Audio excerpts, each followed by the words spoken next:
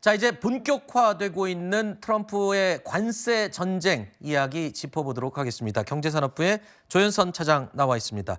자, 우려했던 트럼프의 관세 전쟁, 관세 총알을 난사하는 수준으로 지금 쏘아대고 있는데 글쎄요, 이 관세 전쟁 이제는 본격화된 거죠? 완전히 이제 현실로 다가온 거죠? 네, 그렇습니다. 이 트럼프 미국 대통령이 중국은 물론이고 멕시코, 캐나다, 유럽까지 관세 부과에 대해 엄포를 놨었죠.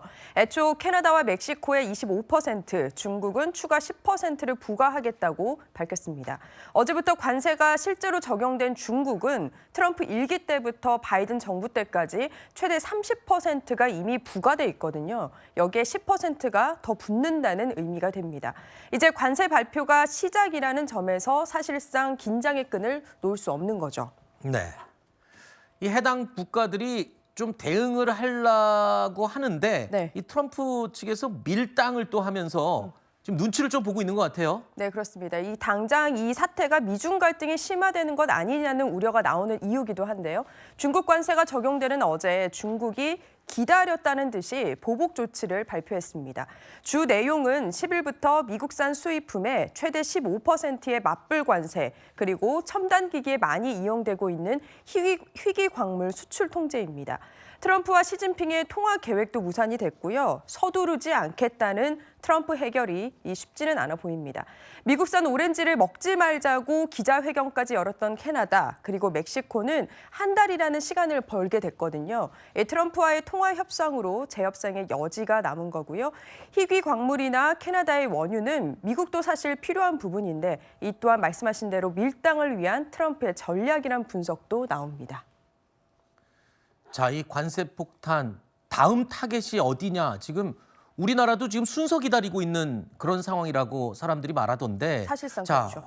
우리가 제일 우려하는 부분은 뭡니까? 네, 그래서 세 가지로 추려봤습니다. 첫 번째는 아직 직접적인 언급은 없지만 한미 FTA를 다시 손질할 것이냐입니다.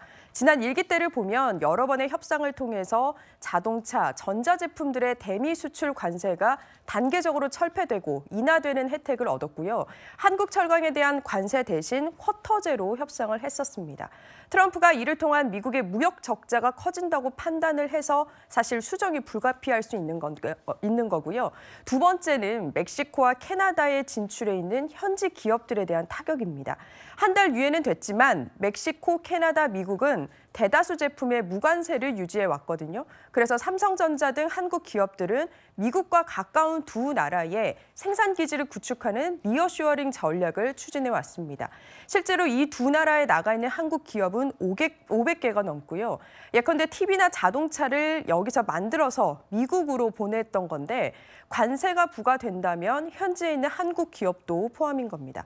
그리고 마지막으로 중국에 대한 의존도인데 관세가 높아져서 미국 IT 가전시장이 위축되면 중국 내 생산 감소가 될 거고 또 한국이 중국에 수출하는 반도체 디스플레이 등 이 중간재 수출 감소까지 이어지게 됩니다. 실제로 우리나라 대중국 수출액 중에 85%가 이 중간재에 해당이 되고요. 지금까지는 특정 물품 또는 품목의 관세를 매기는 건데 앞으로 보편 관세, 그러면은 지금 뭐 통으로 전부 다 관세를 부과하는 이런 것도 언급되고 있다고요? 이렇게 되면 우리는 더 불리해지는 건가요? 그렇습니다. 모든 수입품에 그러니까 10에서 20%의 관세 일괄 적용하는 것인데 이게 진짜 현실화된다면 여파가 꽤 클 겁니다. 대외경제정책연구원이 이 보편 관세를 부과하고 이 맞대응까지 더해진다면 한국 수출이 최대 448억 달러 감소할 수 있다고 전망했습니다. 아니 그러면 우리 기업들은 도대체 뭘 하면 되는 겁니까 지금? 그래서 국내 기업들을 좀 취재를 해봤더니 이 트럼프 당선 전부터 이 관세 현실화를 감안을 해서 전략을 수정하고 있었습니다. 사전에 멕시코 공장에서 물량을 최대한 생산을 해서 미국으로 이미 넘긴 거고요. 재고를 또 없애기 위해서 공장 가동률을 아예 낮췄다고 전해집니다. 이 니어쇼어링의 전략 국가가 달라져야 할 시점으로 보입니다. 일단 기업들이 나서서 하는 게 우선이지만 그걸로는 부족해 보여요. 정부도 함께 좀 나서줘야 될 텐데. 그럼요. 이 정부는 연일 그래서 대응 긴급회의를 개최를 하고 있는데요. 네. 산업부 통상당국은 현지 공간과 24시간 동향을 모니터링하고 코트라 내에 헬프데스크를 즉시 가동한다고 밝혔습니다. 각 기업의 조건과 상황이 다른 만큼 이 애로사항을 듣고 직접 지원에 나선다는 거고요. 정부도 기업도 이 트럼프 일기를 경험한 만큼 반면고사 삼아서 필요 요소를 짚어서 이 트럼프와의 지혜로운 협상이 시급해 보입니다. 네, 지금까지 경제산업부 조현선 차장이었습니다. 수고했습니다.